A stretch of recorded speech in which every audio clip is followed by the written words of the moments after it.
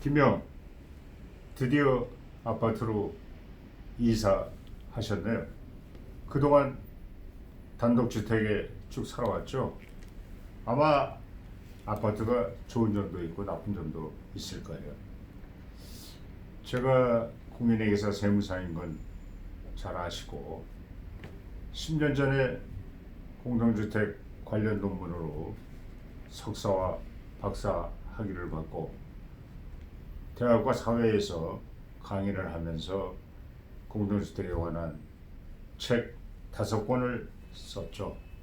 아파트의 문제점과 해결 방안을 사례 중심으로 한 아파트 병원 1권과 2권, 아파트에 관한 법률을 풀이한 공동주택 관리법 해설, 아파트를 어떻게 감사하는가 하는 내용을 다룬 공동주택 감사, 아파트의 관리비를 합리적으로 절감할 수 있는 방법을 설명한 공동주택 적정 관리비.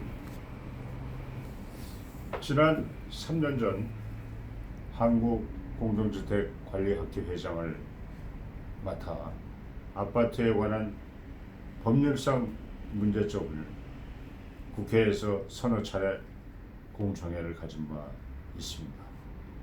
더구나 지난 40여 년간 아파트를 감사하면서 그 내부를 깊숙이 들여다볼 수 있었습니다. 김영, 오해가 있어 우선 바로 잡아야겠는데요. 이미 고유명사가 됐으니 우리 간에는 그냥 아파트라고 하면 되지만, 만약 외국인과 대화를 할 때에는 컨도미니엄 또는 펜션이라고 해야 합니다. 예를 들면 Where are you living in now? 당신은 지금 어디에 살고 계십니까? 묻는다면 김영은 I am living in Seoul condominium. 나는 서울 컨도미니엄에 살고 있습니다 라고 해요. 영어로 아파트는 임대 아파트를 의미하는 것이죠. 60년대 아파트가 외국 자본에 의해서 우리나라에 처음 지어졌을 때 모두 임대 아파트였죠. 그래서 아파트라 불렀어요. 그러나 그 후 임대가 아니고 소유권이 보장된 분양주택으로 대부분 지어졌으나 건설업자들이 무슨 아파트라 명칭을 부르다 보니 임대든 소유든 전부 아파트가 됐죠. 김영, 우리나라 주거의 70%에 달하는 아파트의 역사는 어떻게 이루어졌는가 한번 볼까요? 1952년 프랑스 남동부 항구 마르세유의 현대 아파트의 원조인 유니테 다비다슈이 등장했죠. 철근 콘크리트 12층 공동주택은 지금도 지중해를 바라보고 있습니다. 당시 건축계는 큰 콘크리트 덩어리를 미친 건물이라고 비난하며 건물 철거 소송까지 벌였답니다.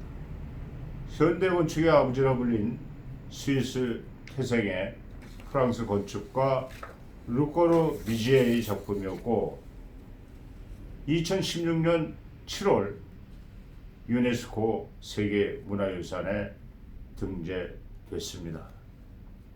우리나라의 경우 1962년 12월 1일 준공식을 가졌던 서울 마포구 도화동에 건립한 마포 아파트가 단지형 아파트의 시초이죠. 연탄 보일러 난방 6층 6개동 450 가구가 1961년 10월 1차로 준공해서 1년여 만에 완공됐어요. 처음에는 임대 아파트로 크기에 따라서 월 임대료가 1,880원에서 4,230원이었으나 3년 후 분양 단가는 평당 42,276원이었죠. 1994년에 재건축한 것이 오늘의 마포 삼성 아파트입니다. 김영, 어차피 아파트 생활을 하게 됐으니 아마 차츰 의문사항이 하나둘 생길 겁니다. 시간 관계상 7가지 관심사항을 우선 챙겨보겠습니다. 첫째, 매월 집으로 오는 관리비 명세서에서 과연 적정한가? 잘못된 게 부풀어진 게 없는가? 더 저렴한 방안은 없는가? 관리비가 매월 균형 있게 부과되는가? 매월 엘리베이터 내부에 부착되는 결산서의 회계 처리가 잘 되어 있는가? 둘째, 외부업자와 체결하는 많은 공사와 용역 계약이 제대로 이루어지는가? 부정이 없는가? 업자와의 유착관계는 없는가? 인근 같은 규모의 아파트와 가격 비교를 해보는가? 관할 구청의 전문가에게 의견을 물어 상담을 해보는가? 입주자 대표의 결의 과정에서 입찰 공고, 낙찰 등이 국토부의 사업자 선정 지침에 위배되는 것은 없는가? 그 과정에서 모든 서류의 또 증빙 자료들이 제대로 일정 기간 보존되고 있는가? 대금 지급을 은행을 통해 당사자에게 직접 하는가? 첫째. 셋째, 어느 신문에 실렸던 기사와 같이 혹시 관리사무소장과 입주자 대표의 동별 대표들과 어떤 불합리한 유착관계는 없는가? 공사나 용역업자 선정 시에 암암리 잘못된 일이 벌어진다는데 혼자서는 불가능하죠. 그래서 공모가 이루어져요. 한 예를 들어볼까요? 모 아파트의 대표 회장이 사업을 하는데 급히 돈이 필요했어요. 다른 방법이 없어 부도 직전이 됐어요. 국리 끝에 관리소장을 거의 억압적으로 열흘 후에 다시 입금할 테니 하고 설득해가지고 본인 회장과 관리소장 공동 명의로 되어 있는 장기선 충당 예치금을 담보로 해서 2억 원을 은행에서 대출을 받았어요. 그러나 그 상환이 못 되고 결국 그 회사는 부도가 나고 말았어요. 그 다음 어떻게 됐을까요? 넷째, 입주 10년간 이루어지는 하자 보수 실시는 제대로 이루어지는가? 아파트를 건설한 업체에게서 최대한 하자에 대한 보상을 받아야죠. 다섯째, 하자 기간 이후 미래 아파트의 장수 명화를 위해